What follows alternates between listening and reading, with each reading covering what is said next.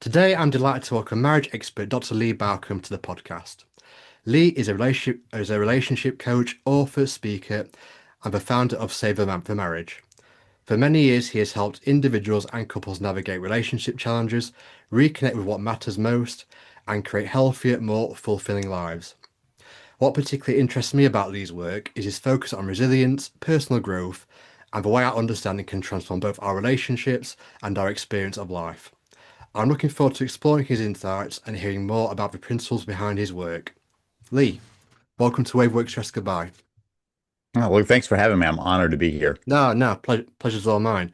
So, for the benefit of me and the listeners, what first drew you into helping people with relationships? Well, we're surrounded by them, right? I mean, we Yeah. see them everywhere around us.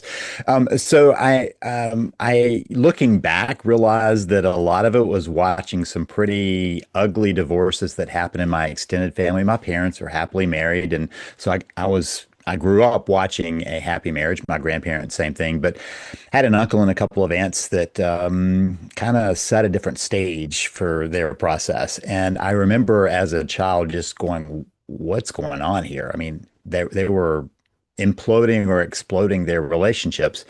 And I was intrigued by the difference between like watching my parents and these other families, and how destructive it could be, and how much pain it was causing to my grandparents, to my aunts and uncles, my parents, to my cousins. I mean, just multiple levels of pain. So when I was in college, I realized I wanted to be a therapist. At that point, I wasn't sure exactly how that would line up, and I wanted to be a therapist. So that meant grad school for me. And after two masters and a PhD, I did both individual training as an individual therapist, and then kind of got interested in marriage and family therapy, which is a systems approach, takes it outside of that individual. So I had a lot of background in what happens to individuals and in what happens in systems.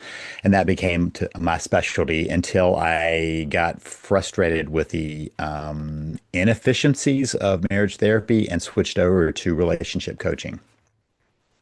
Oh, excellent. As I say, like you say, it's everywhere. And I guess from a young age, you saw I guess, the ugly side of relationships from quite a young age, and that must have been the influence of why you do what you do.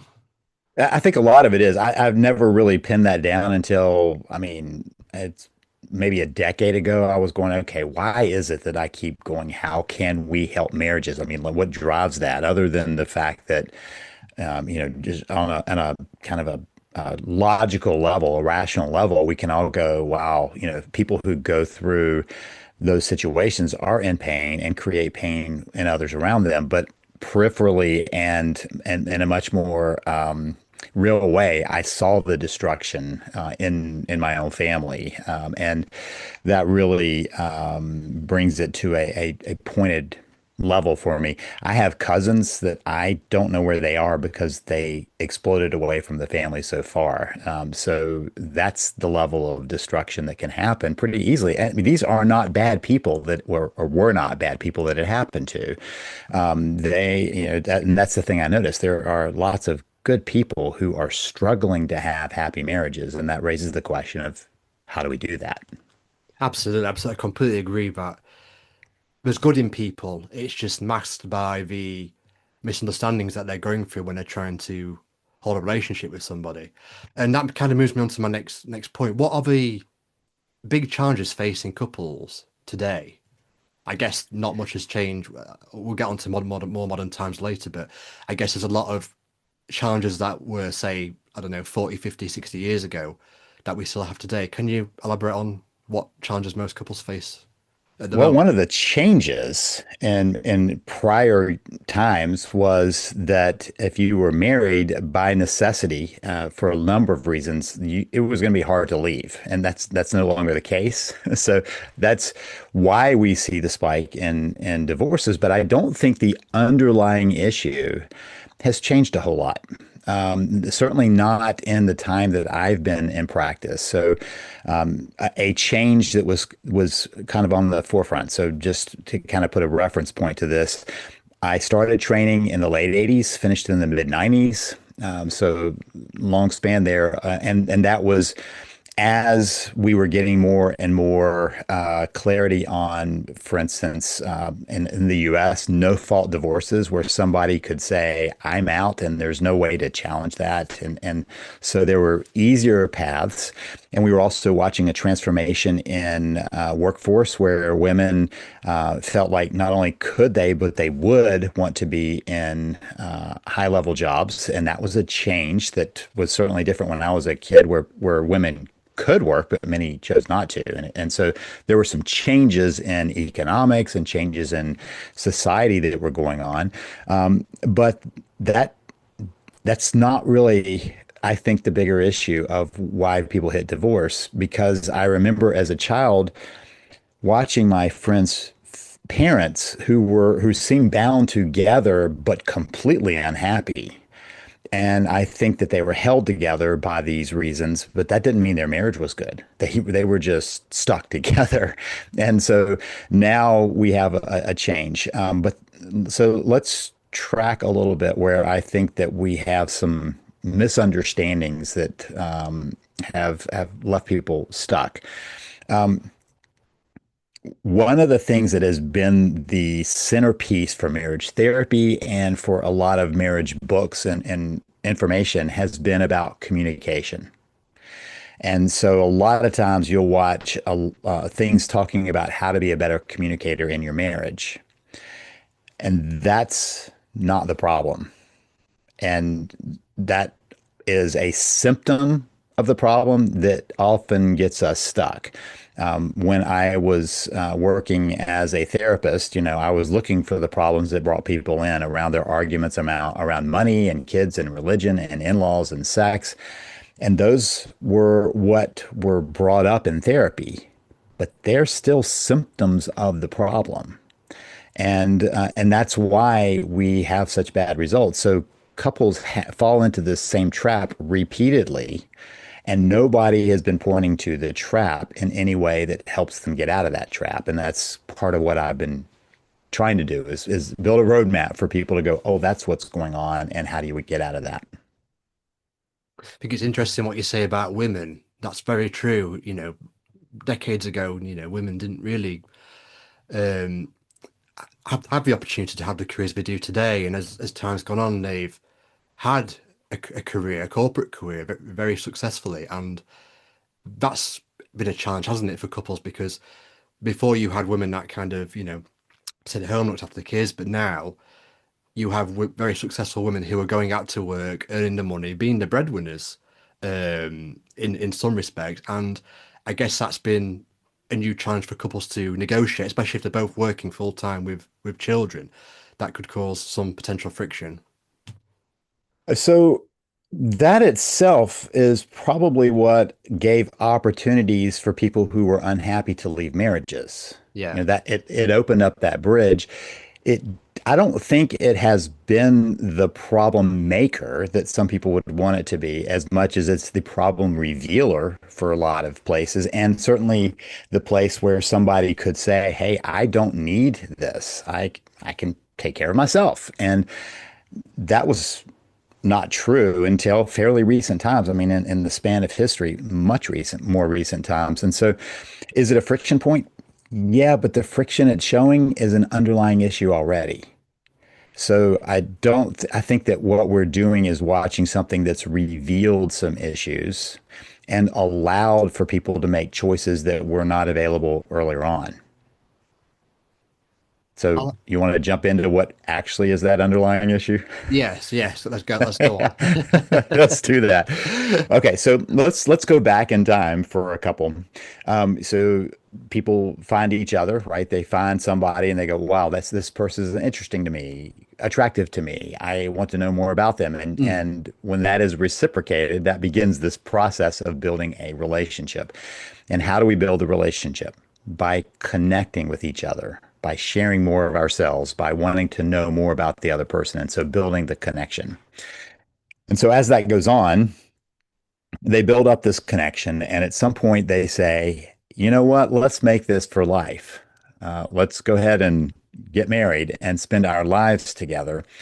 And and so what they are acknowledging is that they believe that they have this relationship thing kind of nailed down. They've got this. And I know this because I used to see a lot of couples before they got married. And in fact, if they were going to get married in seven of the larger places of faith in the community where my office was, they came through my doors and they had to see me for three visits. That was the minister said, this is not our skill set. We'll turn them over to you. Three sessions, come back.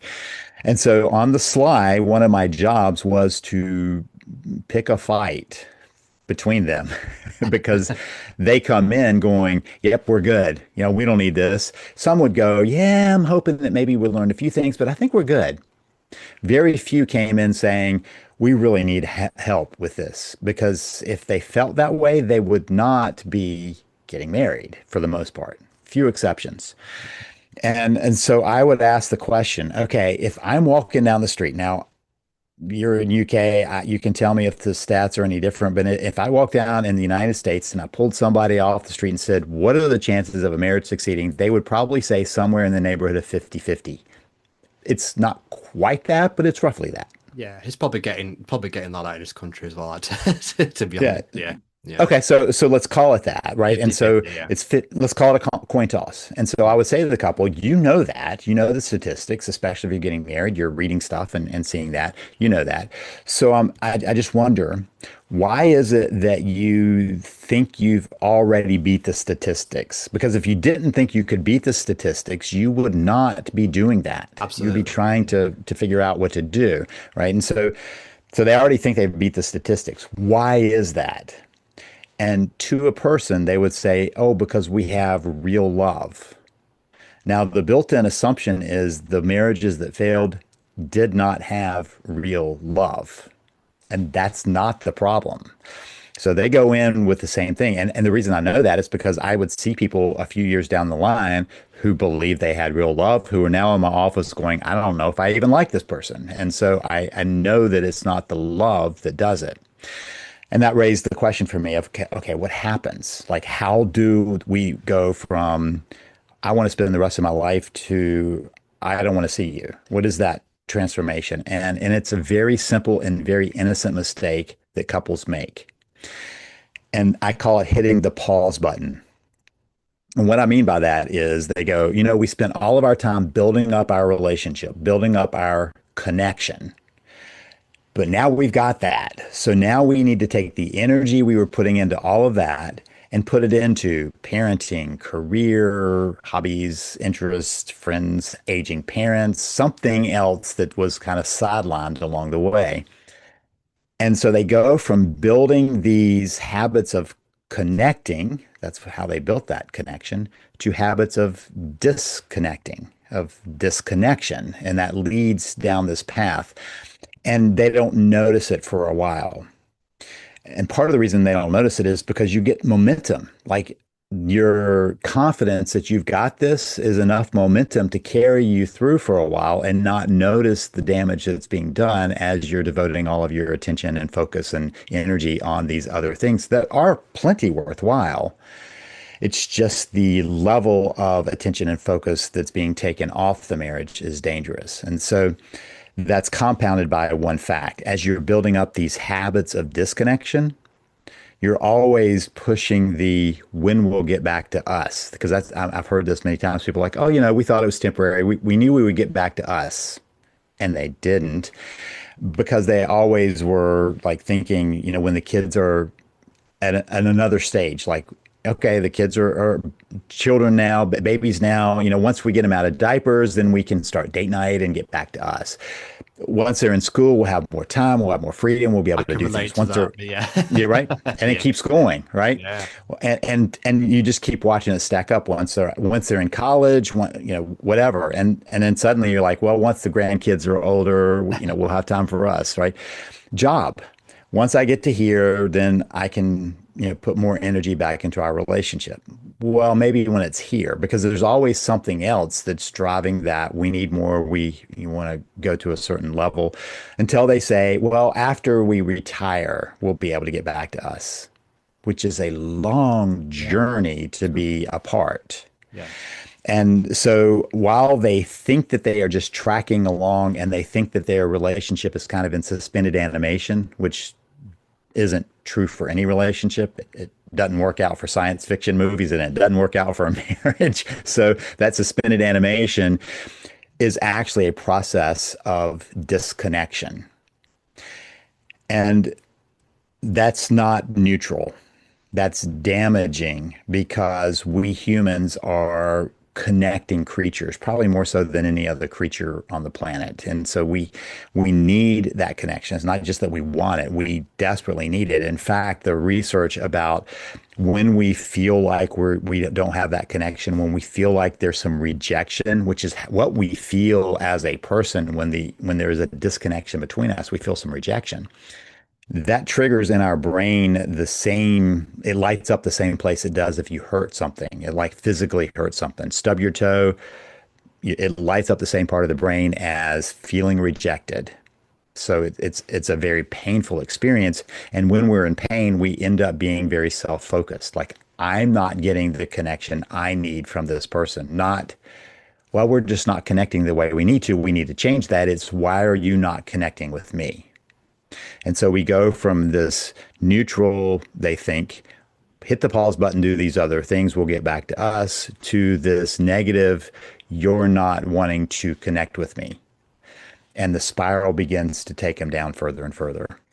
Yeah, it sounds like what you've described is when you've described about people coming in to see you before they get married and when they're about to get married and the journey that you described about the disconnection happening. It what you just described to me just sounds like a recipe for disaster for a marriage because people are just going separate ways. And like you say, they've got this excuse of, oh, when this happens, we'll get back together. And before they know it, they're different people and they don't know each other Yeah. anymore. Yeah. And so the different people is what happens through us through our lives. We are different people. Years ago, I had this person who came in and he said, "My wife keeps telling me I've changed, and I need you to explain to her that I haven't changed." And I was like, "If you haven't changed, there's another problem here. You've missed an opportunity because you should be changing. The problem is you're not tracking together on the changes." And so when you start here, if you're staying in connection, you watch each other grow and you kind of change your relationship based on that. But if you're not connected, the growth goes like this. And then at some point you're looking over going, wait, I didn't know you thought that. I didn't know you believed that. I didn't know you saw things this way. I didn't know you wanted this in life. I don't know you. And so the path has diverged until you're going, I don't know who this person is. And then we hear the things, in court, it's irreconcilable differences. That is two different viewpoints that have emerged along the way until they can't see their way back to each other. No, that's very interesting. And it's interesting you've said that because I thought that in my own marriage recently that the 22-year-old version of me when my wife first met me will not go down well, went down well with my wife today. I've changed over the years have gone. But as you say, she's changed it as well, but we've changed together to a point where our relationship still works well and better than it ever has done because we've been changing together and we understand each other. Whereas if the opposite happens, where I've seen people in the UK, men more than women, get with women, and it's as if it's been like, oh, seal the deal, and that's it now. Like I've done the hard bit, and then they've kind of like dossed around, gone drinking, carried on gambling, done all those habits that they kind of got away with when they were younger, but because Uh, they're stuck with them and not changed as the relationship's gone on, it's kind of made it go a bit wayward and, as I said, a recipe for disaster. yeah, a lot of people assume that I've got it locked down now, Yeah. so we're good is all that has to happen. And that does carry things for a while. They just don't know that it's wiping out. It's kind of like, if you build a platform on like a sand on the beach and you're like, okay, we got the platform forever, and the waves keep coming in and taking out the sand from under it. Eventually it collapses because you never knew that that was happening. You weren't building down and reinforcing and taking care of that. And so suddenly it all crashes in and the people are going, I don't know what happened. We seem so happy. We never argued, and like that's not a that's not a sign of health. It's not necessarily a sign of dishealth, but it's not a sign of health that you're not arguing. And that's what people assume because a lot of times when they're not arguing, it's because they're not talking, they're not Yeah, communicating, absolutely. they're just going through the motions. And seeing that as a good thing, but it's not a good thing because they don't argue. Arguing maybe better because at least you communicate with one another than just not talking at all. Well, so let's go down that a little bit because I hear a lot from people who are like, well, I don't like to argue. We don't argue, so we must be okay. And my core belief is that if you have two people, you have two perspectives, and that brings more reality to the reality, right? You have a clearer view of what's actually going on as long as you're willing to use both perspectives to kind of measure things. And so arguments should be inevitable.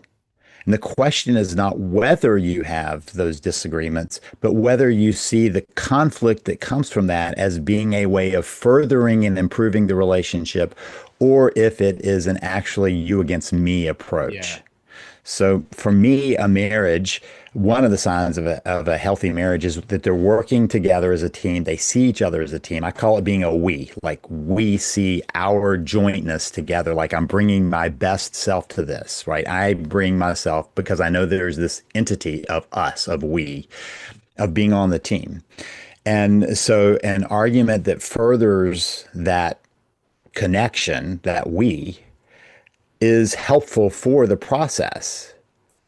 But if you don't see that, if you don't see the team, it's you versus me. I do believe that if you put humans together, they're either going to naturally turn towards each other or they're going to turn against each other. That's what happens when you have two people. And so the question is whether a couple decides to turn toward each other or if it becomes that against each other. The work I do, Lee, I basically, as you mentioned in the email when you wrote to me, I talk about perspectives from the inside out. How often have you seen a couple where someone's been adamant that the other person is at fault and blaming them for this, blaming them for that, and kind of had an insight of go, kind of had an insight in the end of going, oh, maybe the problem was me all along. You know, how I perceived it, how I felt about it, and the marriage has blossomed from that point. Have you ever seen that before? Sure, yes. A lot of times it takes something that wakes them up for them to have that revelation. Yeah. Somebody is able to say, wait a minute, look at this. I don't know how in UK Jimmy Buffett is, but I'm a Jimmy Buffett fan here and so his famous song Margaritaville, it starts with, it's nobody's fault. And then it moves to, well, it could be my fault. And then the last part is, yeah, it's my fault. And I, that is a piece of that. And so I'm not looking for people actually to end up with this is my fault as much as be able to say this piece of this is my responsibility. I am going to take this on to change. And so, for instance, when I'm coaching people through apologizing, I am not saying you have to say, this is all my fault. This is the mea culpa. It's all on me. It's all my fault. But you do need to be able to say, this portion of this is my responsibility. I was part of this process. And so it's my responsibility to walk that back, to find a way back. That responsibility, one of my favorite words, responsibility, that I have the ability to respond differently, right? So I have the responsibility of doing that. And until somebody can accept that. So if your frame is not my fault, your fault, what can you possibly do? There's you don't have any piece of that. So it's all on the other person. That's what comes out of that. And so when people tell me that, I'm like, okay, well then you have nothing you can do. There's no way back for you because you've excluded yourself from the process.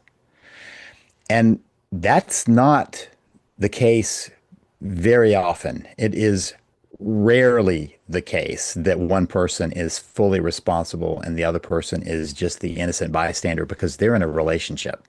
There's a dance that they're doing together, which, by the way, is why one person can help change things around because they are part of that dance. I was looking at your website earlier and looking at we can talk about your books in a lot more depth later in the recording, but One that caught my eye was the affair one. It was recovering from Recovering the from the affair. affair. Yeah, Hmm. that's the one. And it got me thinking about what we've kind of just discussed in this little section now. Um, Two people, one of them has an affair. The affair is long done, and the other person can't forgive that person. And got me thinking. I'm not condoning any behavior from the person who had the affair, but at that point, it has to be the fault of the other person. Well, not the fault, that's the wrong word, but the responsibility of the other person because they can't let the pain of the other person having an affair go. And until they've done that, the relationship can't recover. Would you agree on So let's unfold a couple of pieces of that onion. There's a that? lot of layers to it. So let's pull back a couple. My basic belief is that for the majority of affairs, it happens because of that disconnection.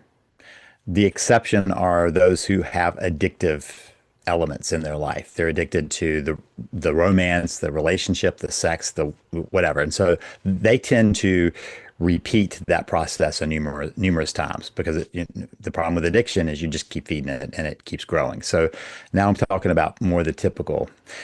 There are two elements that go into somebody having an affair. One is there's a disconnected relationship that creates the vulnerability.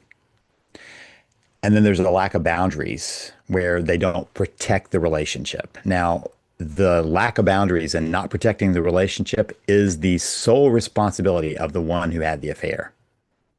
But being part of that disconnected relationship, that's two people being a part of the disconnected relationship that puts the relationship at risk. Now, to go back a little bit, I said that we as humans need that connection. And if the connection is not being fed in that primary relationship of the marriage, we will find substitutes. Over involvement with our kids, over involvement at work, over involvement in hobbies and friends and all these other places where we're trying to get that place where we feel like, and this is the underlying piece of that, we matter. That's what drives a piece of that. I need that connection lets me know that I matter to somebody and they matter to me, right? So that's what we're trying to get to. And so some people find the more destructive way of getting to that connection with finding an affair. I don't know how many times I wish I got, a penny, a dollar, whatever, for every time somebody said to me, my spouse who's cheating always felt like an affair was the worst thing you could do to a marriage and they swore they would never do it. And here they are cheating. And I'm like, yeah, that's the problem. When we don't have the connection we need, we can rationalize behavior if we're not careful. That's why we have clear boundaries or should have clear boundaries to protect the relationship. The vulnerability of the relationship was from that disconnection. So now let's move forward to the other layers you're talking about of I can't forgive my Yeah. spouse. So there are a couple of layers to forgiveness. And one of them is that people misunderstand it. They think if they forgive somebody, they will be letting them off the hook. And in reality, you forgive so that you let yourself off the hook. Yeah. You don't have to walk around being held by that event. And so when people come in and they'll say, I will not forgive that person. And I'm like, then you're handing them all the power. As Yeah. long as you do that, you're handing them the power because there is a difference between forgiving and having no consequences. And there's a difference between forgiving and having to trust again or reconcile with somebody or anything else. Those are independent factors.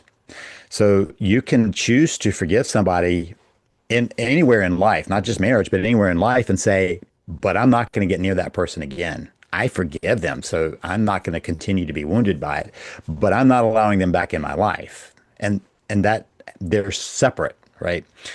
And so a lot of times people kind of put all of this together and get confused. So is it possible to stay married after an affair? Yes. In fact, I was looking at stats recently, and this is one of those it's really hard to get to for because people have a hard time talking about these things, but somewhere between 65 and about 75% of people who have affairs in their relationship do go on depending on how they handle it. I go on married, they stay married, depending on how it's handled. And depending on factors in that affair, like how long it lasted and, all these other pieces that go into these. So statistics are just broad numbers, but more people stay married after an affair than don't. And so they might be limping along and still just not able to leave. But it's also possible that they've actually moved through a process that I've seen many times where both people are able to say, hey, we were a part of this disconnected relationship that put this at risk. And for the person to say, and I was responsible for breaking the boundaries of the relationship. And now I have to repair that. And I have to repair trust. And we have to figure out how to reconnect. But that makes it no longer a one way, you're bad, you had the affair. It's now a we were a part of this. It's that key word again, isn't it? We, that you said before, the we. It Yeah, is. yeah. Um, can we elaborate on that further and talk? I was going to actually save this for the near the end of the recording, actually, but it feels like an appropriate time to mention it with talking about, infidelities and frictions in relationships. So let's talk about more modern things now when it comes to relationships. The rise in social media, the rise in accessible pornography. That's more accessible than ever before. Um, in your with couples, do you have any concerns about the impact of the mass of smartphones, social media, excessive pornography, and how concerned are you about all that with when it comes to making marriages work? Because the way I see it, that kind of content is that kind of stuff is making us more disconnected than ever as a society. So if it makes us disconnected as, from a friendships perspective, what's it doing from a relationship point of view? Yeah. Yeah. So what we know from lots of research on these social media companies is they make you feel like there's connection there. Yeah, absolutely. So they are feeding a piece of that. And that's on purpose for them because they know that when you feel a connection, you return to it. So people follow people because they feel a connection to this person who has zero connection back. Now, there are pieces of this that have always been true. And and so what we're seeing is it's just on steroids that this is happening now. Our human brain does shortcuts all the time of how we feel connected to other people. And it's just that it's being exploited by these companies. And so, why are we being exploited? Well, I mean, when people say, well, I mean, it can't be anything wrong with it. It's free, like social media company. I'm like, if something is free, There's you're the obviously a product. catch. You're the product. Yeah, Yeah. you're the product. And so there is no free ride. And so that's the whole tendency for these companies is to go, how can we have your eyeballs and your attention as long as possible because you're the product. So we want that. And couples forget that, so the ways that happens are different, but the propensities of people being distracted by other things is no different. So I was talking with a person.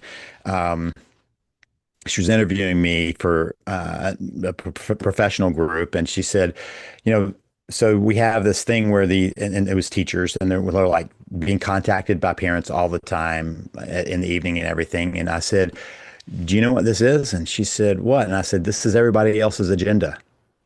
That's what that is. You get a message on it, you get an email on it, you're watching, social media, whatever. That's somebody else's agenda. And you've got to decide how much of their agenda are you going to take, or are you going to make sure you're intentional about returning attention to what matters? And I would say the marriage relationship matters. Now, that doesn't mean that you never use your phone. There's too much that we can do to be productive and for entertainment too. It's just that we don't often recognize the threat of that.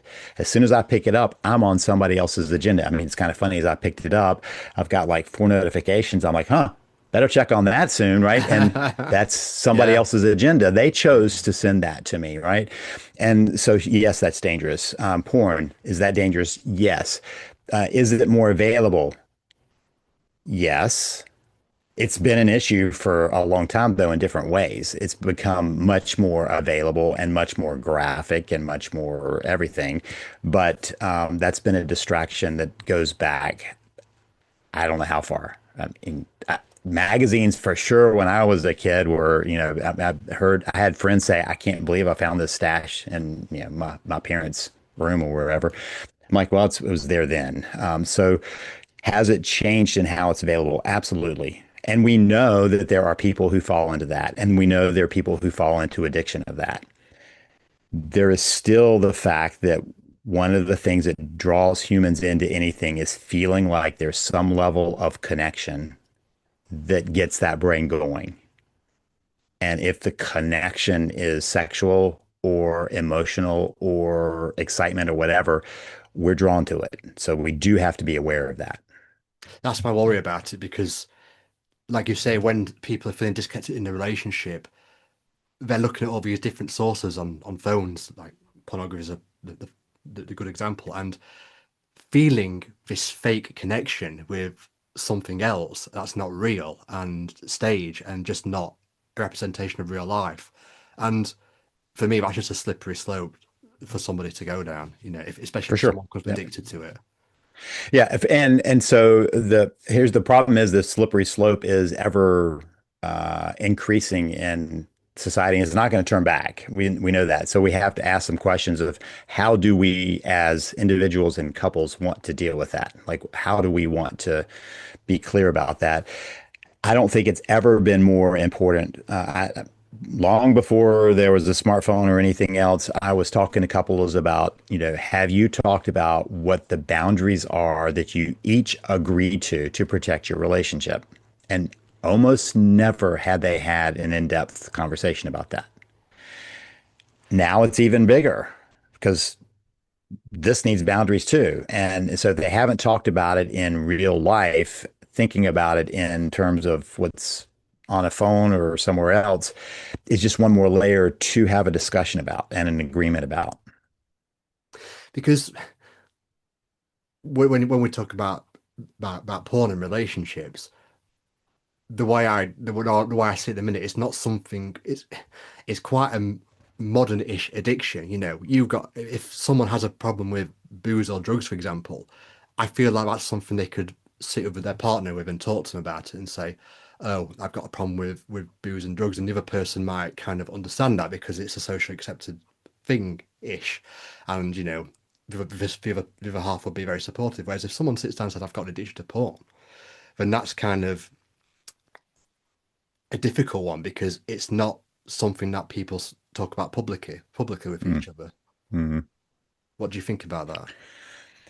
Yeah, and the field is trying to figure that out. There's even discussions about what do we call addictions anymore? I mean, how do we define what that is? Yeah, How to process addictions of, whether it's gambling or something else. But my way of understanding is whatever is causing a problem for you doesn't serve you.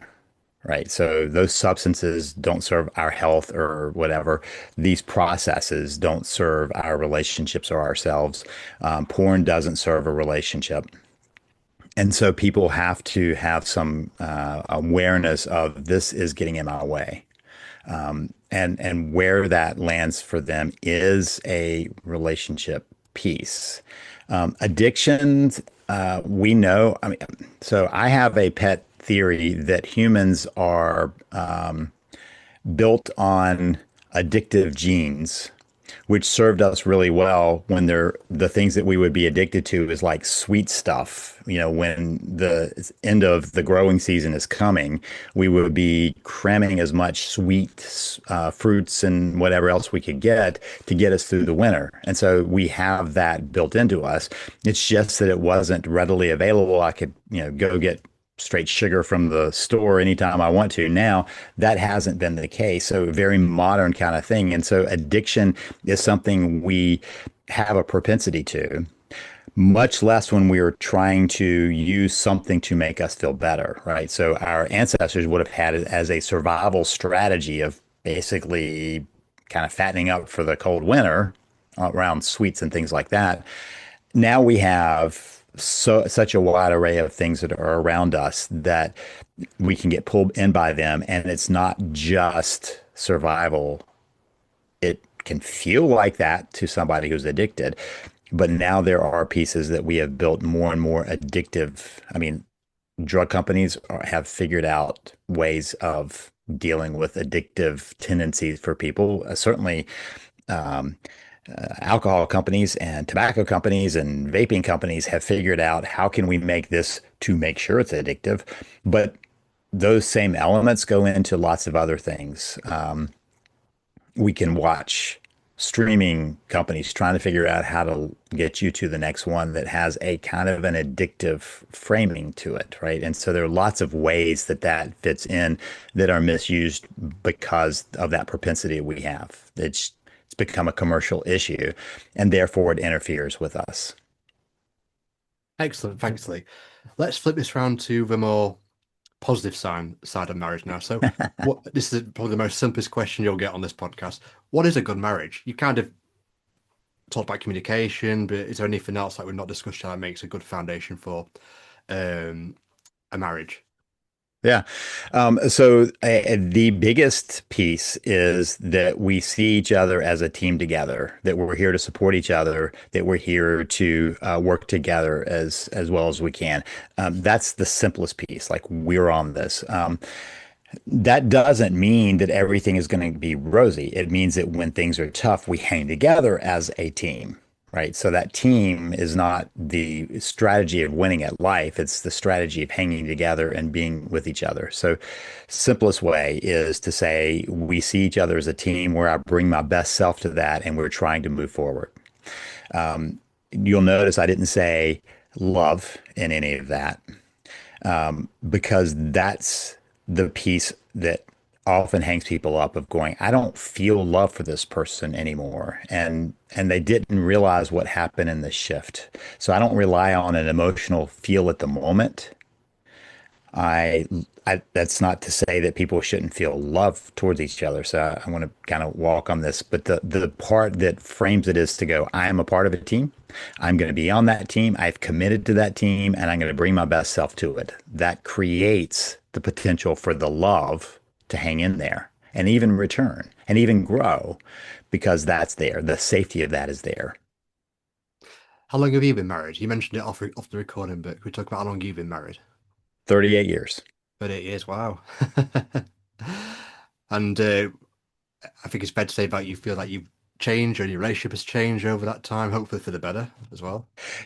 Every marriage goes through a number of marriages. I would say I've been through a number of marriages all to the same person, right? Because where we started together, my wife and I got married, and a week and a half after we got married, we started grad school, both of us. And so we were in grad school together, which meant that there wasn't a lot of time for work. So we were doing all the jobs we could, working all the time, weekends and evenings and everything else to support ourselves so we could go be in grad school. And so we had to lean on each other for that. So that was a period of time. When my wife finished, I was continuing training. By that time, I was also clinically working, but with the limited amount because I was clinically working while I was in school. So she had a job she's actually a therapist now, but as a social worker. And then we had kids. And so that's a whole different stage.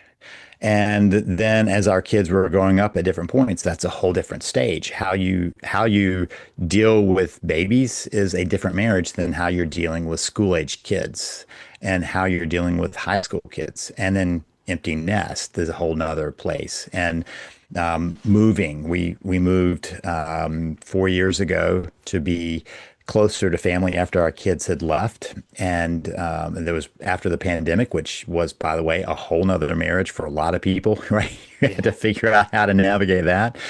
And you're either on the team or you weren't on the team. I mean, I had people saying, we have no choice but to be the team. Tell us how to do that. We can't leave now. And so that changed a lot of people and it was a different marriage. But we left the city that we spent our entire married life together and moved to where we had family, but none of our friends and none of our routines because we wanted to be closer to family. That's a whole different marriage. When we're staring down now of, okay, I mean, I'm 60, she's 60, we're kind of going, okay, what is it going to look like in the next chapter? When she finishes work, I'm not sure I ever will, but when we move through that process, what is that going to look like? And so those are multiple marriages within a marriage. So you're constantly asking the question, where are we and how do we continue to work on the connection? Where are the danger points? Where are the opportunities to build that? And so, yeah, I mean, you might make it a few years. The danger is believing you're in the same marriage you were a few years ago, just because circumstances haven't changed, but things along the way change, whether it's parents dying or a change in friends or maybe a new hobby or interest or new career or problems with kids or I mean all these things bring in new challenges that reorient you or fail to reorient you to that relationship. So for us it's been a reorientation each time. Never true a word said about different marriages within a marriage. I've been married 10 years, July tomorrow, isn't it? Yeah, I'm married 10 years next month, and you're right, because we got married and we had a year or two on our own. Then we had our first child, and we moved house and sold the house we're in and moved house with one child. Then during the pandemic, like you say, we had our second child. And then we're negotiating that through, navigating that through the pandemic. Then we're raising toddlers, and now they're proper children. So yeah, in the space of less than 10 years, I've had about four, five, six marriages. Yep. And they're much more in front of you. A bunch more But in front that's of you, yeah. Me. so here's the thing. So I've talked, excuse me, I talked about that being a team, being a we. And if you are staying on track with that, you see how things are changing and you can work through that together. If you are not working together as a team, you don't notice the changes that are going on until something catches your attention and you're like, where are we? Like what happened there? There's a wake up that happens when people don't track. And because they're disconnected, they don't notice the changes that are going on in a spouse. And that's where they get lost. So the connection is what allows you to continue down the path. The disconnection is allow you to think that you're both down that same path, but your spouse is off on another path. Excellent, excellent. How often would you say you're seeing couples where the relationship is being hit by friction due to work stress? So one or both um, parts of the couple are experiencing some sort of stress and that's affected the relationship, whether, I don't know, somebody's overworking too much, or like you say, there was I think you mentioned something about a substitute for some for love or communication. People working too much to substitute for something else. You said that a few minutes ago, I think. How often are you Yeah. finding people are couples are having issues due to work stress, and how's that affecting both? So let's go back to me talking about the fact that there are symptoms that people think are the problems, and that connection or disconnection is what creates the scenario, the disconnection, the pause button marriage, and then use that as a frame. So if you are disconnected, then it's easy to always be focused on when your spouse isn't there and should be there, taking care of the kids, how you're having to do more than your share. If you're connected, you can have a conversation about that. And you can be in each other's corner for work stress, right? You're able to say, hey, I'm with you on that. I'm sorry, it's hard. If you're not connected, then those are issues. So I would put that in the category of it's a symptom of the problem. It's not the problem. Why do you think some couples also navigate challenges better than others? Going back to the affair um, topic, for example, there'll be a couple, one person will have an affair, and then one per, the part that's been cheated on will feel like it's the end of the world, can't possibly forgive, no matter how sorry the other person is. Another couple, same thing, an affair again. the other person is easily forgiven that person? What's going on there? Why is some people much more forgiving than others? So I would guess that anybody who gets to forgiveness after infidelity, it's not an easy forgive. They decided to get through it, and were able to see a route through it. Some people don't have the information, so um,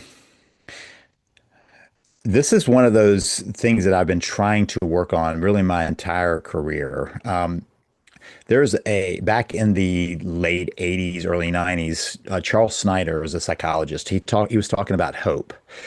And the reason that caught my attention was for at the beginning of my career, I worked as a chaplain in a hospital for several years. It was a training and supervision and all kinds of things that were involved in it. And one of the things that happens with a chaplain is you're called in when people have gotten bad news. That is a very frequent event. And in fact, I covered second shift so 3 to 11 was my shift. That meant that the doctors were handing off bad news to me. The family just got this bad news and I'm going home. So you clean it up. And the nurses were like, we don't know what to do this person. Their family's gone home for dinner. You talk to them. And repeatedly, I would have the staff going, you've got to help them find hope. And I remember after a while, I heard that so often. The doctor's like, they got to have hope, got to have hope. And so I started going, what do you mean by that? Like, tell me what you want me to give them. You've just given them devastating news. What do you want me to do to make them feel hopeful at this point? And they were, oh, they just got to have hope. So I was doing a lot of research on what does that even look like? Like, what does that mean? Charles Snyder created the hope formula, and there are three pieces to the formula. One is you have to know where you want to go. Like you have to have a destination in mind, and you have to have some clarity about that. So I'm going to kind of step by step apply it to a marriage. You got to know what kind of marriage you want to build if you want to head in that direction. Like, what does it look like? Not just like I want to stay married or I don't want to get a divorce or I don't want to whatever. Those are not very clear. I want to have a loving, respectful marriage where we're connected and enjoy each other. And that's much more specific, right? I mean, we can fill in those blanks and paint the picture. It's paint by numbers. So that's the first piece is you have to have clarity of where you want to get to. So I'm going to use another analogy. If I want to take a trip, like if I go, you know what? I'm going to go to the beach. I could just say, well, I want to go to the beach, but there is a lot of beach in the United States. So I need to pick a spot that I want to go to with clarity. Like that is the place I want to go because I'm going to punch that into my GPS, right? So now I have clarity. Then you also, and I'm going to jump the middle one and go to the last one, you have to have a willingness to go there. So it doesn't matter how much I want to go to the beach. If I'm not willing to get in the car and make the trip, I'm not going to get to the beach. There's no way to get there. For hope, you have to be willing to do what it takes to get to that point. So we've got I know where to go and I'm willing to get there. The mid part of that is one that many people don't have. It's only, I mean, I can help somebody figure out what they want their marriage to be. I can help them with that, but that really is a piece that they pull out of themselves. I can't do anything to make somebody want to do that. That is 100% on them. But the middle one is you have to have a way to get there. Like you have to know how to get there. And that's missing for a lot of people. That's what I've tried to build my career on is creating the path. Like what does it look like to recover a marriage, to recover from an affair, to build a thriving life? What does it look like? What are the pieces, the elements of that? Because we don't get a lot of education on that. There's nobody who sits down and explains this is how to have a happy marriage. Mainly because the people who are about to get married aren't interested in that because they think they already know what to do, as we talked about earlier. They think they already have that, right? And so that not knowing it means that we are at a problem point before we go, oh, I don't know how to do this.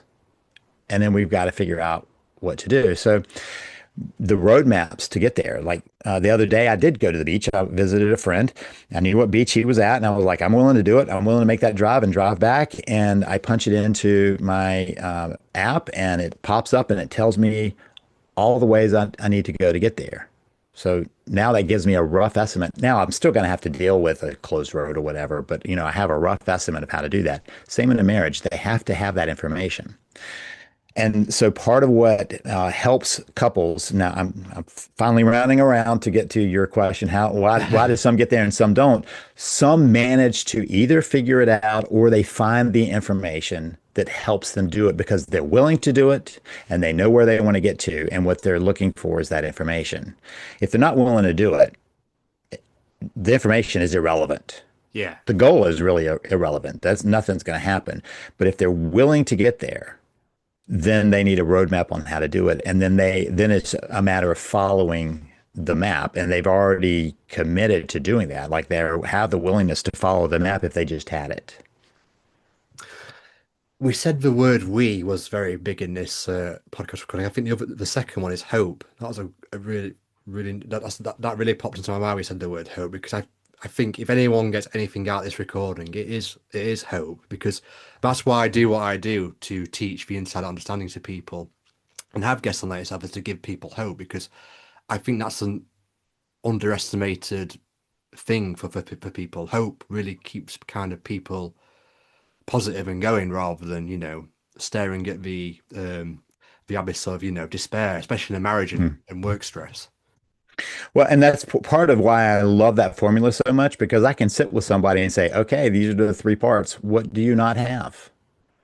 There are a couple of things there that I can help you formulate where you want to get to. I can help you formulate wherever it is in life. We can formulate what that looks like for you. That doesn't guarantee you're going to get there, by the way. It does give you a direction, though, right? That's the starting point.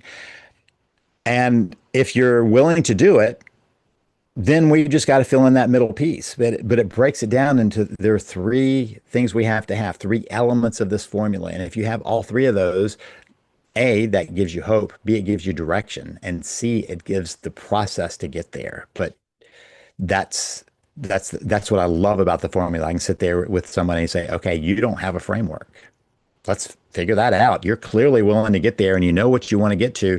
Let's talk about the framework. For some people, they are willing to do it. We just have to figure out what it is that they're with clarity, what they're trying to get to. And then that points to how you get there. What advice would you give to somebody who is thriving and successful at work, yet when they come home from to their marriage, it's completely the opposite? Um, what advice would you give someone so they can thrive in both worlds, both their working world and their relationship world? Because I guess what I'm trying to say is they're obviously doing something right at work if work's going well, and I guess there's some principles there that they could put into their relationships as well. Mhm. Yeah, so there are some uh, differences that I think people struggle with, right? So let's say I go to work and I know how to do that job, but I don't know how to do this marriage thing. Yeah. And I feel successful at work. Where am I going to put my energy? Right. So that's a piece of that we tend to put our attention where we feel like we are going to be successful. That's just kind of human nature. And so there's that factor. So then it's a matter back to that framework thing. If they don't have a framework, they need a framework because they have that at work. That's one of the reasons. I mean, when they know what to do at work, they do it. So that's one. Another is that there are lots of measurements that happen for a lot of people at work. Like they will measure your performance. Let's see how Absolutely. productive you are. We don't have that in marriages unless you have a conversation. How are we doing? What could we do that would make us feel more connected, right? There are conversations you could have, but most people don't have them. And so you're like, yep, I go to work. I got my checklist. I know what I need to get done today. I know what I'm trying to do. It's all with clarity. And somebody often in many jobs can say, and here's how you're doing. And so that's this got some clarity to it. If you're a salesperson, you can see your sales quota. You can see how you're doing on that. If you're an engineer, you can see how your measurements are doing and how those pieces are coming together. If you're a doctor, you have some feedback on how productive you are and how your patients are doing and all those things. So there, I mean, that tends to be some feedback clues that we're getting at work that you may not be getting in the marriage unless you're looking for them. So we've already given a couple of those measurements here. Like, how connected are you? And there are three levels of connection. So, how are you doing on those connections? It's physical, emotional, and spiritual. Like, how are you doing in each of those arenas? That would be a measurement method. We've talked about the team. How's the team doing? Not are you winning everything, because that's not how it works, but how are you playing together? So, I'll just do the team thing a little bit. I play pickleball, been playing for about 4 years, and um, I think a lot about the partnership that's on the court. I don't play singles, I play doubles. And as soon as I walk on the court, I'm watching my partner to see how I can best help them play their best. At the optimal, they're doing the same to me, but I just know for me, I can see. So I'll watch how they take the balls and how they're dealing with them, and go, okay, I need to cover this, or maybe I don't cover this because they love to do that, right? I'm going to let them do their thing, and so as I'm watching that, I'm learning, like, how do we work together as a team? Am I going to win every pickleball match? Not in any way that is important. I mean, yesterday I played with a group for about an hour and 15 minutes. I lost two matches out of six, so I did pretty well. I mean, I would say I did pretty well in that, but didn't really care. It's like I was playing the game. I was playing the game to be the best I could, and for my partner and me to play the game. And so it was four of us, so we kept rotating around. So I can't be enemies with the person I'm playing against. That's not the whole point. The whole point is, how do I play with the person beside me? If we lose together. If we win together. As opposed to me watching someone on the pickleball court that's like, well, that was your fault. You messed up on that. You should have done better. Years ago, I guess I'd been playing for less than a year. I was put in it was supposed to be a social event. This is why I remember it so well. It's supposed to be a social event. I stepped out, and this guy was like a 4+ on the rating, which is, he's a solid player. He's close to a 5. I was not even rated, and we're supposed to have this social game, and he is slicing and dicing the other side, and I am not. Like, they would come back, and I would miss it or whatever, and he turned to me and he said, "You've got to play better." And I looked at him. I'm like, "Do you not think that I'm doing my best here? Like, I'm playing at my optimal.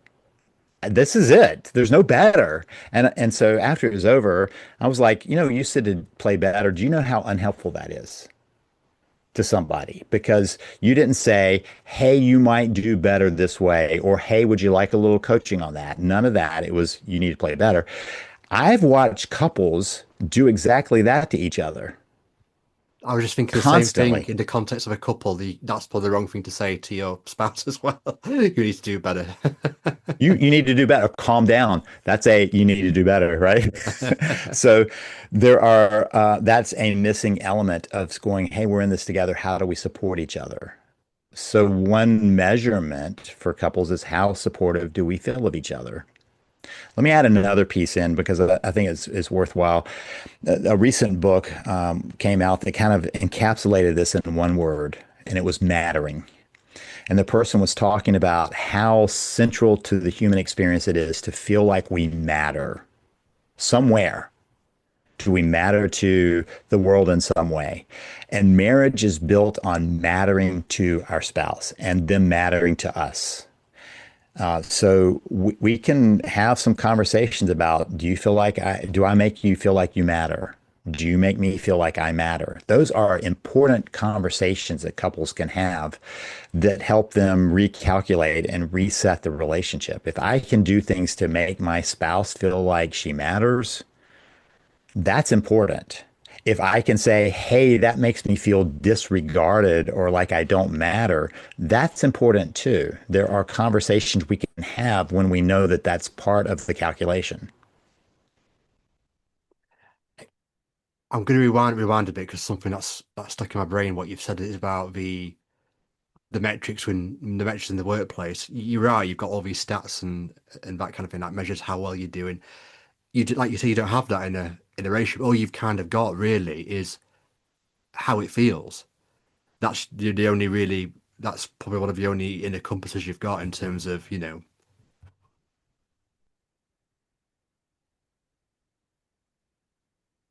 still Is there? that yeah, yeah, yeah. Ah, I was I thought at, we lost I each didn't other. know if you it was there a question or you were just observing that there Ah, no, the lack of. it just, I stopped because it froze my side of the recording. Oh yeah, no. So you're right that emotions are feelings. Emotions are something I hold lightly because they shift so quickly. Absolutely, they do. Yeah, And so I don't know that I see that as the only measurement. It's the most readily available measurement.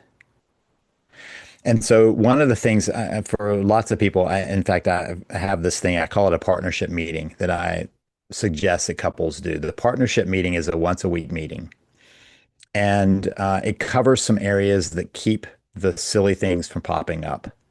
You talk about any financial things that are coming up because that's, you might think your spouse knows that the big bill is coming, but they may not. And so you have a conversation about, are there money things we need to know about? There's a schedule issue. You want to make sure your spouse knows if you're going to be available or not be available. Like that's important. Scheduling causes a lot of conflicts that just don't need to be there. And then the third area is how are we doing? This is not a therapy session without a therapist, which is what I see a lot of couples try to do with each other. They just therapize each other. That's not helpful. It is like a more like how a business does things. Like, where do we have problems? Let's problem solve them. And when you do it that way, you don't get stuck in the here's what you're doing wrong, here's where you're messed up, here's where you have all your issues. It's a how do we deal with that? So, how are we doing? Well, I'm feeling a little disconnected. Okay, that's an observation. Feeling a little disconnected. The follow up is what could we do that would help you feel more connected? That's different than going into what's wrong with you that you're feeling disconnected. Did you have some problem in your childhood? Or what's wrong with you that you're not connecting with me? Did you have a problem in your childhood? I mean, these are the therapy without a therapist present kind of things that couples do instead of how can we deal with that? How can we improve that? Now, couples who are deep in a crisis can't do that because there's not enough connection to hold it. This is something that couples can do when they're in a pretty good place and they're just trying to kind of make it better. Having those conversations is easy for them because they have enough connection to support that. Having that kind of conversation when you're disconnected really is going to be counterproductive. And it's more appropriate for somebody to try to start building the connection back up so that it can then hold that relationship talk. excellent. Thanks, Lee. Yeah, sorry about before. For some reason, it froze this side, but that's why I stopped talking mid-flow. But just a couple more questions, 'cause I'm getting conscious of your time. What's one thing you wish every couple understood? I mean, you might have mentioned it before, but there's a chance to Being a elaborate on team, it even further. you are Yeah. a team, right? That is the central thing. If there's one thing that people can use to start turning a corner is to go, we're a team and to view you as the team, right? And so you are, so let me just say it. You are a team. That doesn't mean you're a high performing team. And so to say I am a team is the beginning point of so how do we want to perform, not the end of that, right? So you can assume that you're a team. There are some pretty dysfunctional or non-functional teams around that we can watch in sports all the time, right? So the question is, can you be more functional as a team, a better supportive team? And so that's one. And the other is, are we connected? Because you can be a team and be disconnected and just going through the motions. The connection is where you feel close to somebody. Like it matters, not like you're just functionally being a team, but that you want to be a part of that team and you want to be with this person. That comes through the connection. So those two pieces, I'm a team and we're connected. Connection, hope, and we. Three big words from this recording. If listeners could take away one insight from today's conversation, what would it be? Be a team and be connected. That's just going to drill that down. That's such a central piece for that. So back to that we. I don't see couples coming in for help that have a strong sense of being a we. Just doesn't happen. They can because they can navigate the other things. We're in this together. When they are not a we, I see them because they've turned against each other. So working on the team and being mindful of the attention you put into the relationship or the connection that you build will keep you out of harm's way. And for people who have gotten into trouble, that creates a direction to go from there. Excellent, excellent. I just want to wrap up by just talking about the rest of your 2026 plans, where people can find you, and your book. So three things there. 2026, where people can find you if they want your services, and the books you've written. You can tell us a bit about those. Yeah, that's a lot of so let's start with 2026 because I while I'm creating some new stuff, my overall theme has always been about creating resources for people to save and improve their relationships, and that's not going to change. I said I'm not sure I'm retiring. That's because I don't see a reason to stop doing that That kind just of shows you work. love what you do. If that's the case. And so we'll keep doing that kind of work, and I do a lot of direct coaching with people, but I also create my podcast and other resources, and I'm writing a book currently. So that's 2026. My books are ways for people to work on their relationship, and it's true, my courses and my books, way for people to work on their relationships and their life. So my two areas are how to have a thriving relationship and how to have a thriving life. And by the way, I see those as fitting together. It's hard to thrive in your relationship if you're not thriving in the rest of your life. And it's hard to thrive in the rest of your life if your relationship is in trouble. So those It two things seems like go they go hand in kind of hand, both together. of them. Yeah, yeah. Yeah, yeah. I have three books that are more about the individual thriving, thrive principles, and the immutable laws of living, and the forgive process, which lays out how do you forgive something even if somebody's not apologizing. And then I have four books themselves that are on relationships, and those books are like the affair book, a specific area. I have one on the marriage fail point, which is why marriages fall apart. Um, then I have a book that uses kind of that formula of hope to talk about how to move forward. And then I have the book on three simple steps to save a marriage. Simple is not the same as easy, so just to clarify that. You can find those at savethemarriage.com/books. That'll put you on a page that shows you that and a couple of journals that I've created. So savethemarriage.com/books. But then I have courses for people who are in trouble. I actually have two courses for people at two different stages. One is my Save the Marriage system, which is when you are in a true crisis, like you think you might be headed for divorce, and that's at savethemarriage.com. Just savethemarriage.com. Don't try to be fancy with where I send people. So that's if people are in a crisis. But some people are in kind of that chronic disconnection. And so I created an app. It's been half a year ago, I guess, when it came out, maybe a little more, that's about unpausing your marriage. And that's at unpauseyourmarriage.com, unpauseyourmarriage.com. And that goes on either an Android or an iPhone, and allows people to work through a process to learn how to reconnect. It gives them trainings on how that happens and then steps to do that and a couple of daily exercises to do it. What I love about an app is one of the things that we talked about earlier, it's other people's agendas. Well, you can make it your own. So if you do the app, it will send you a notification to remind you in the morning and the evening to do your little exercise of the day to get the process going. So that's unpauseyourmarriage.com. That is designed specifically for people who are not in a deep crisis. That's when you go to savethemarriage.com. That's really clever. It's refreshing to think there's notifications out there like that rather than like a random Facebook notification or an Instagram Yeah, notification. That's just rubbish, basically. yeah, right. Some can help you, but most get in your way. Excellent, excellent. Well, thank you very much, Lee. I really, really hope that a lot of listeners get a lot out of this, and as I don't, there might not be many listeners out there where their relationships are in that dire straits, but hopefully by listening to this, they can make their relationship as strong as possible, and that's what we're both trying to to aim for there. Really, really enjoyed that Absolutely. Yeah. conversation. Yeah. Brilliant. Thanks for having me. No problem. Thank you.